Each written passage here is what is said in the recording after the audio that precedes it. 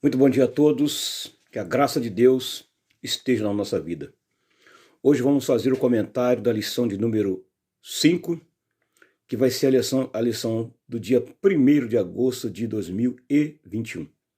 Tema da lição: fidelidade, um estilo de vida. O texto áureo da lição: amai ao Senhor, vós todos os que sois seus santos, porque o Senhor guarda os fiéis e retribui com abundância aos soberbos. Então, nessa lição, nós vamos estar falando da vida de 3 jovens hebreus, né? Tem 4, mas aqui aparece 3. Aqui não fala de Daniel, com certeza Daniel estava no palácio, Daniel estava orando, fazendo outra coisa, né? Porque ele tinha uma função, mas aparece aqui no cenário a vida de 3 jovens, né? Seus nomes babilônicos: Sadraque, Mesaque e Abednego. Não eram seus nomes originais. Não foram os nomes que os pais deram para eles, porque eles são hebreus, são judeus, não eram seus nomes originais. Ao longo da lição, nós estaremos falando os seus nomes. A princípio, esses nomes são nomes pagãos, né, de outra origem, não era a identidade real deles. O texto de ouro, então, vai dizer para nós que devemos fazer o quê? Primeira coisa, amar ao Senhor. Quem deve amar o Senhor? Os seus santos. Quando se fala de seus santos, está falando de pessoas carnais. Não está falando de imagem, pessoas carnais. Por que devemos amar? Porque o Senhor guarda os que são fiéis. Todas as pessoas que são fiéis, Deus guarda e tem compromisso com eles. E a parte C do versículo, Deus retribui. Deus abençoa, não vai pensando que a pessoa retribuir, a pessoa vai achar que é sempre retribuir e abençoar. Não. Aqui retribui, tá? É consequência de um erro, de um castigo, de uma punição que Deus está atribuindo a alguém. Ele retribui com abundância a quem? Aos soberbos. Aos soberbos. Todos aqueles que são soberbos terá a sua retribuição da parte de Deus. Isso aí está na palavra de Deus e ninguém tira isso. A verdade aplicada: ser fiel a Deus não nos isenta das provações. Com certeza que mesmo nós sermos fiéis a Deus, não quer dizer que estamos livres, não. Né? Fidelidade não quer dizer isenção de provação. Não. Você pode ser fiel, mas vai ter provação, sim. Sempre ter. Sempre vai ter. Ninguém está livre. As pessoas acham que fidelidade a Deus, a pessoa está livre de tudo. Não. Não. Não nos isenta. A palavra isentar significa não nos livra de provações. Mas, contudo, nos permite fazer o quê? Crescer na fé. Então a provação traz para nós o quê? Crescimento na fé. Ela não nos isenta das provações, mas pelo contrário, traz crescimento para nós na fé. E também só na fé não, no conhecimento também, testemunhando a sua provisão. E temos aqui os 3 objetivos, né? Ensinar a necessidade de tomar uma firme decisão, enfatizar a importância de termos uma postura corajosa diante das provações, e a terceira, mostrar que as nossas fornalhas evidenciam nossa fé e revelam o poder de Deus. Eu sou o presbítero Edivaldo, membro da Assembleia de Deus, Ministério de Madureira, em Barra do Piraí, estado do Rio de Janeiro. Meu pastor, presidente, é o pastor Gildásio José dos Santos. Você que não faz parte do meu canal, se inscreva no meu canal, compartilhe, deixe seu like e Deus vai abençoar a sua vida. Vamos para a lição. Os textos de referência aqui, escolhido aqui pelo comentarista da lição, é Daniel capítulo 3, versículo 14, né? 14, 16, 17 e 18. Mas você tendo a sua Bíblia, seria bom você acompanhar do capítulo 3, verso 1 em diante. Verso 1 em diante. Vamos para a lição? Vamos seguir aqui a lição. Lição 5. Então, o capítulo 3, eu fiz o resumo dele da seguinte maneira. Vai falar sobre o orgulho e a soberba do rei Nabucodonosor. Nós estudamos há pouco tempo uma lição que fala sobre os atributos, sobre a soberania. Todo faraó, ele era chamado de soberano, pelo menos alguns deles eram chamados de soberano. Soberano é um senhor sobre tudo, em que tudo tem que ser para ele, por ele e para ele. Só que esse título de soberano só compete e só cabe a uma pessoa, Deus. Ninguém na terra é soberano. Ninguém. O único soberano que exerce a sua função de soberania, tanto no céu como na terra, é Deus. O restante aqui não é soberano. Então, esse Nabucodonosor, ele era orgulhoso, soberbo. Não vamos entrar um pouco, falar muito da história dele, mas ele era orgulhoso e soberbo. Aqui, ele tem uma experiência com Deus de uma maneira extraordinária, como ele nunca pensou. Porque ele achou que em toda a terra da Babilônia, ele era senhor de tudo. Não. Salmo 24 diz, do Senhor é a terra e a sua plenitude, o mundo e todos os que nele habitam. Tudo é de Deus. A Bíblia diz, porque todas as coisas é por ele, para ele, e a ele seja dado glória e louvor. Vai falar também da fidelidade de Daniel, fidelidade dos outros 3 companheiros dele. Quem é fiel pode se tornar soberbo? Eu fiz uma pergunta aqui para mim mesmo. Quem é fiel, presbítero Edivaldo, pode se tornar soberbo? E quem é soberbo pode mudar e amanhã ser fiel? São 2 perguntas. Eu não vou responder por você, mas eu vou responder por mim. Um fiel pode se tornar soberbo. Pode. De que forma? Principalmente quando o poder lhe sobe a cabeça.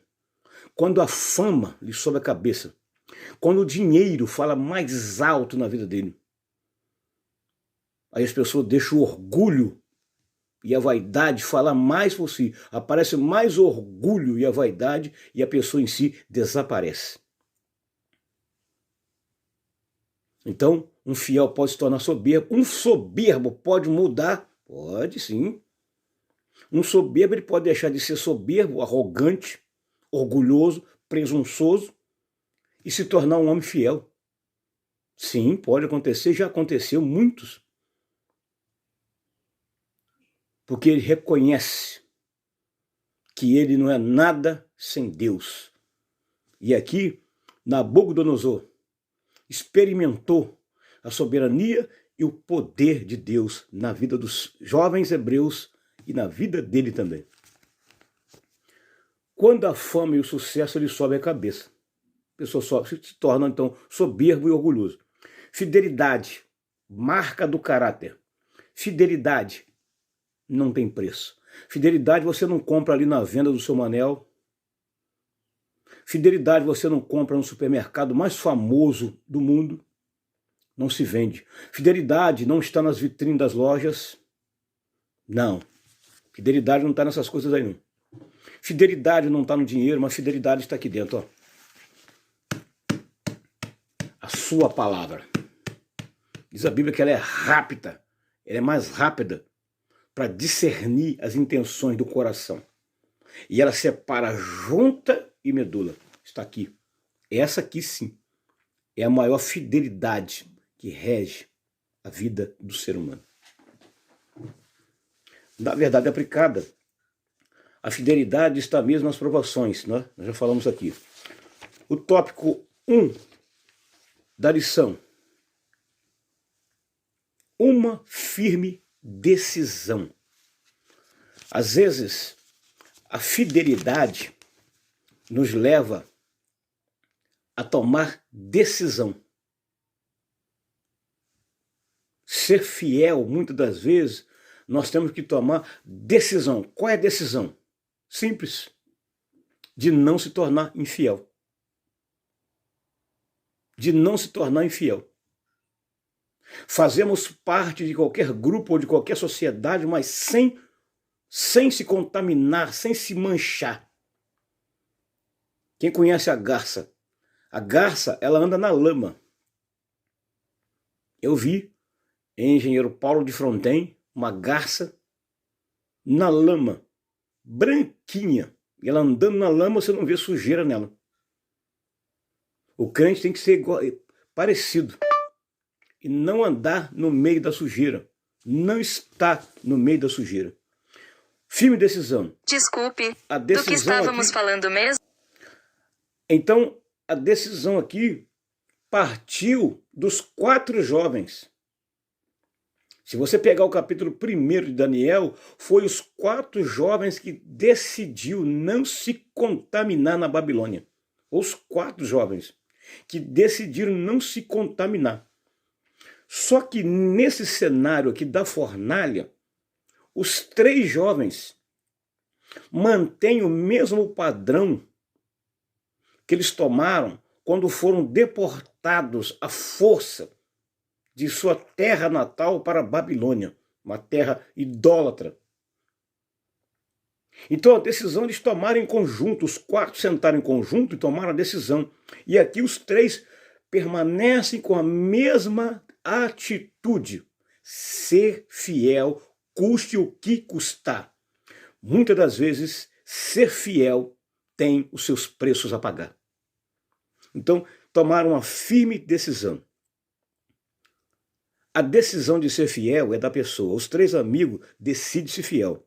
A decisão de ser infiel também é da pessoa. A pessoa decide se ela quer ser infiel ou fiel. A decisão está na mão da pessoa. Por isso que a pessoa tem um livre-arbítrio, que é o poder de escolha. É uma escolha opcional, ou uma opção. A escolha de ser fiel também traz consequências. Mas vale a pena. Vale a pena. Porque a recompensa já é garantida. Nabucodonosor pede ao chefe dos eunucos que escolham jovens para seus objetivos. Olha, Nabucodonosor é inteligente. Quando ele invade Jerusalém, ele escolheu pessoas. Ele não ia levar um rurícola, um plantador de arroz, de trigo, descalço, com as unhas fendidas, os pés rachados, suado. Ele pensou numa projeção de crescimento lá para o futuro. Ele estava olhando para o futuro. E ele só pegou pessoas de classe nobre e real. Pessoas com formação acadêmica, graduadas, pessoas de família importante, né, que tinham os dentes perfeitos, que tinha as unhas bonitas, que andava bem trajado, que se expressava bem, que tinha uma boa impressão, que causava uma boa impressão pela beleza. E ele leva exatamente muitos jovens, dentre eles Daniel e seus 3 amigos, que eram pessoas fiéis, filhos de pessoas fiéis, e que mesmo fora da sua cultura, não mudaram a sua postura. Então tomaram a decisão. Só não esperava encontrar jovens fiéis. E foi que ele encontrou. Sua escolha, jovens para ser líder e aprender a cultura babilônica. Olha aí. Jovens para aprender a cultura babilônica. Foi isso que ele queria. Né? Jovens têm força, jovens têm habilidade, jovens têm agilidade. É por isso que Paulo escreve lá para os jovens, na sua primeira carta ao João, né? Primeira epístola de João, João escreve, né? Na primeira epístola de João, capítulo 2, versículo 15, 14 e 15, então ele vai falar lá o que o jovem tem, o que o jovem é e o que não deve fazer no mundo para não perder a sua fidelidade com Deus, que é exatamente não se contaminar. Os jovens que ele levou deveriam ter em torno, tá? Entre 17 a 20 anos aproximadamente. O tópico 1.1 vai falar aqui de critérios da escolha. Ninguém que escolhe alguém para ser líder ou para ser responsável por uma nação ou por um departamento vai escolher pessoas sem cultura. Quem escolhe alguém para ser líder, escolhe a pessoa com alguma formação, com alguma experiência, pessoa já calejada, né? Pessoa diplomada. Hoje o mundo Hoje o mundo, a sociedade está recrutando pessoas com formação. As empresas também estão recrutando pessoas com formação. As igrejas também. Principalmente você ser um pastor. Um pastor tem que ter diploma, tem que ter estudo, porque ele vai lidar com pessoas, vai lidar com o ser humano. Ele tem que estar preparado fisicamente, espiritualmente e psicologicamente. Então ele tem que ter estudo para ele ser um pastor. Tem que ter. Tem que ter. Eu tenho o básico da teologia, mas eu pretendo avançar amanhã, querendo Deus. E avançar um pouquinho, para me conhecer, não para me tornar um cara didático, querer humilhar os outros, não. Para me conhecer as escrituras sagradas. Conhecimento é bom. Né? Então ele tem alguns critérios.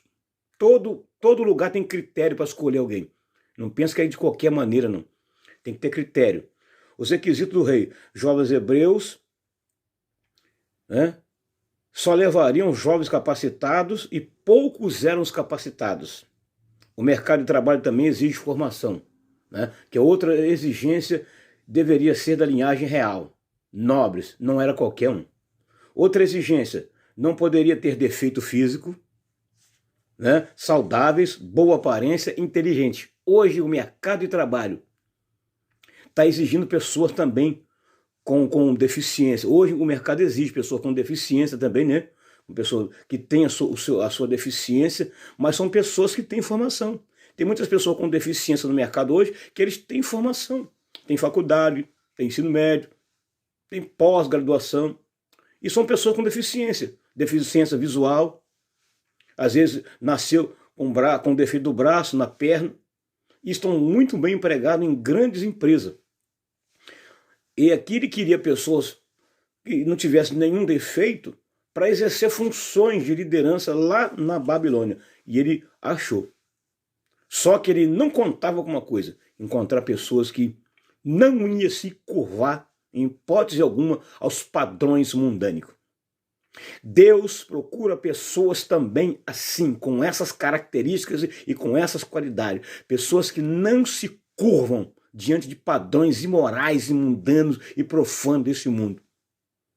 Deus está à procura todo dia, a caça, todo dia, olhando lá de cima da sua glória, para mim e para você, para ver se nós ainda permanecemos fiel.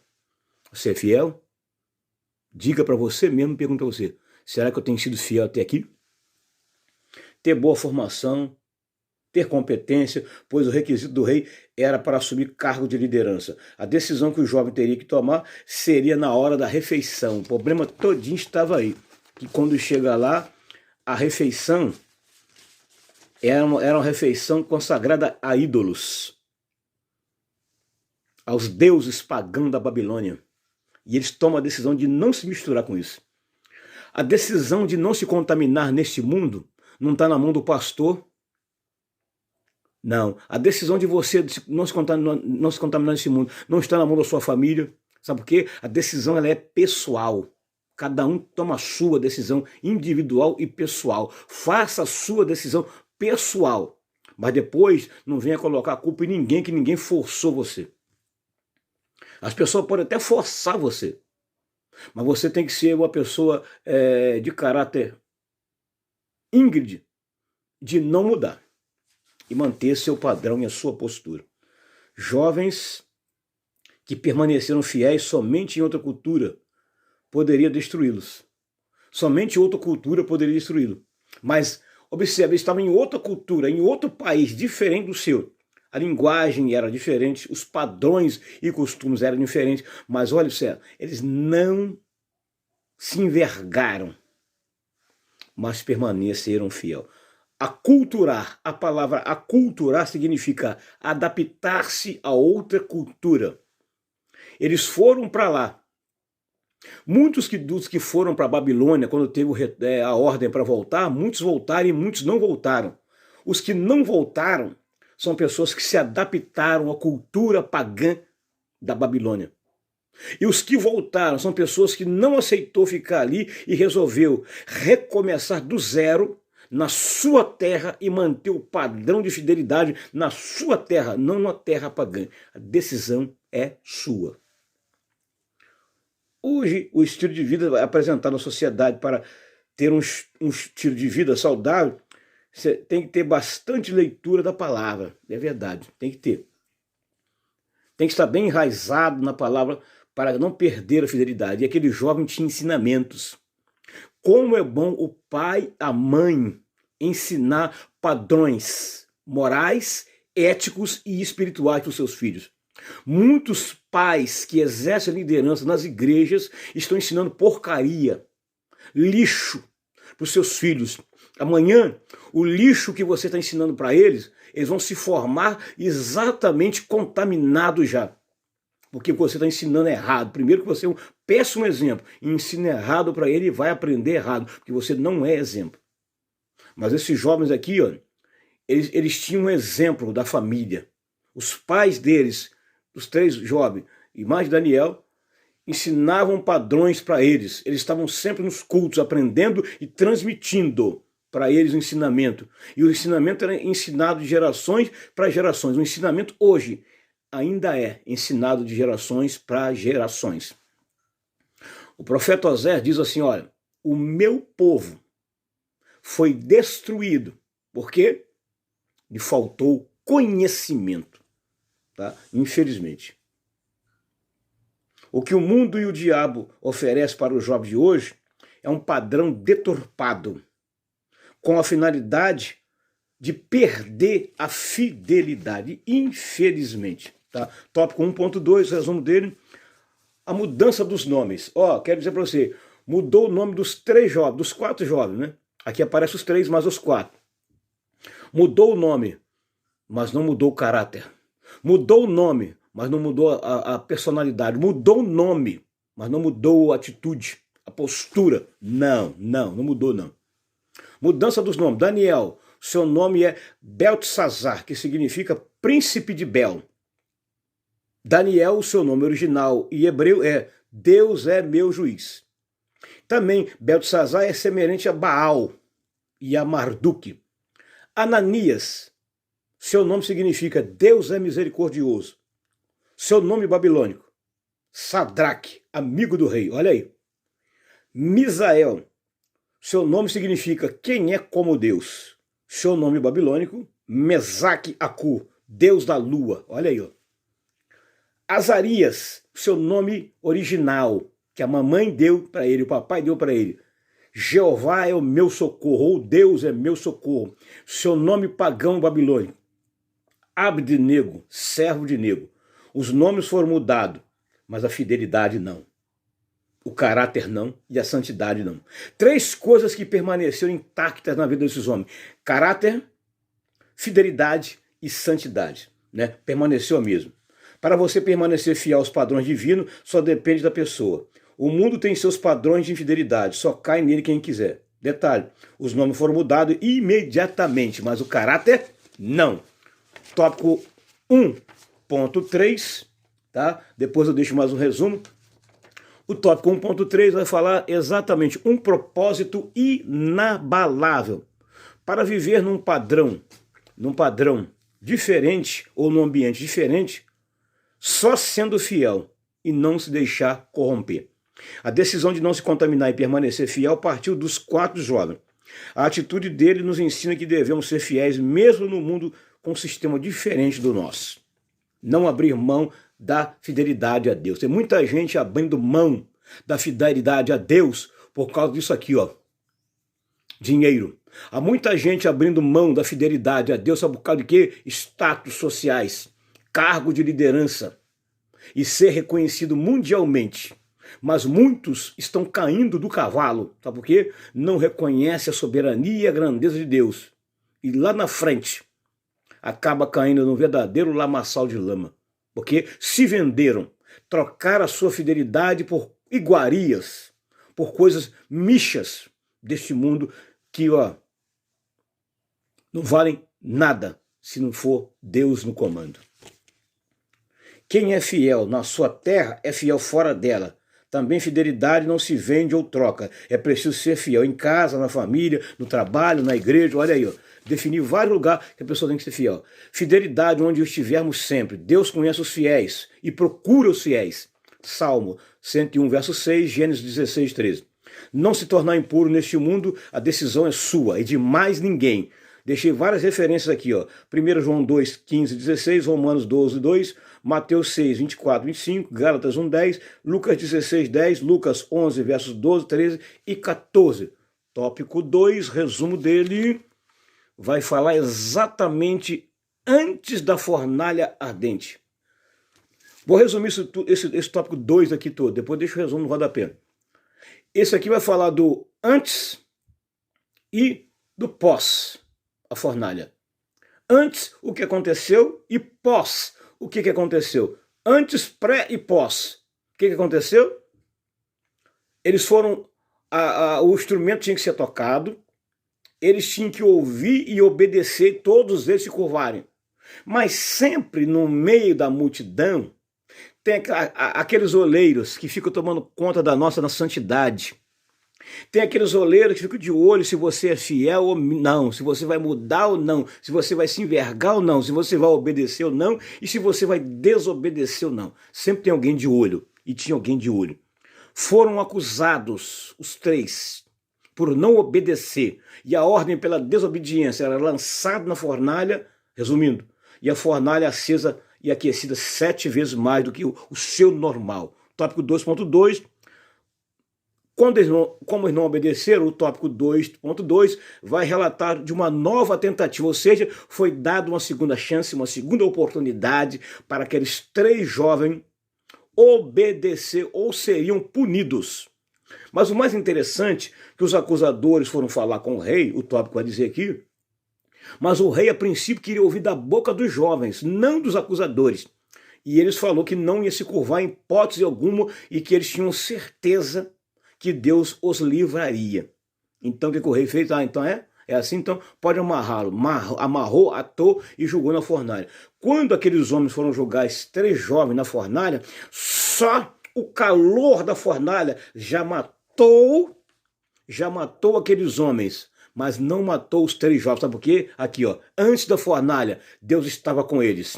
Dentro da fornalha, Deus estava com ele. E pós a fornalha, Deus estava com ele. Aleluia! Oh, glória! Deus é ontem, hoje e eternamente. Hebreus capítulo 3, versículo 8. Tá? E o tópico 2.3 vai falar de uma postura corajosa. Postura de quem? Postura corajosa aqui. A postura dos jovens. A postura dos jovens, exatamente. A postura do jovem. Tá? Foi mudada. Aqui existia muita jogada política e religiosa. Toda a intenção de Nabucodonosor, aqui no capítulo 3, é jogada política e religiosa.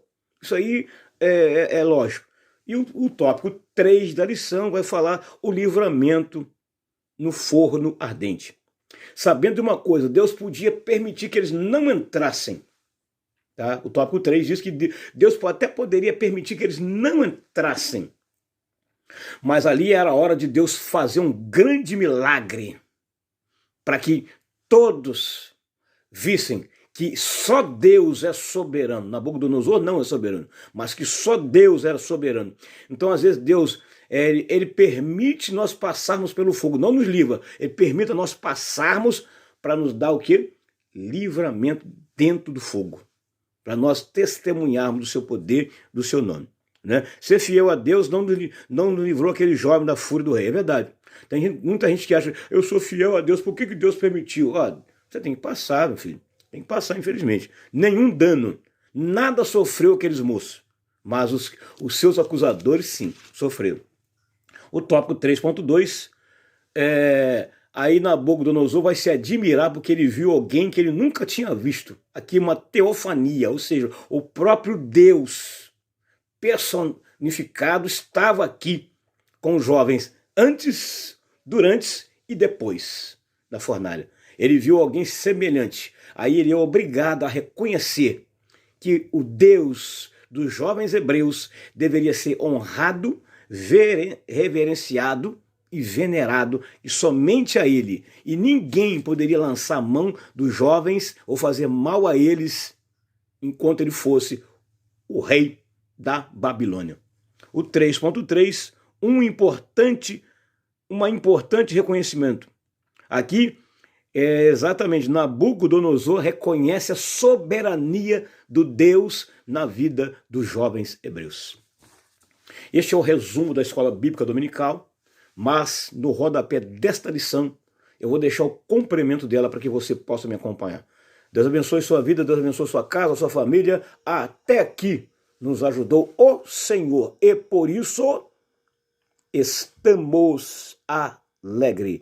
Graça e paz.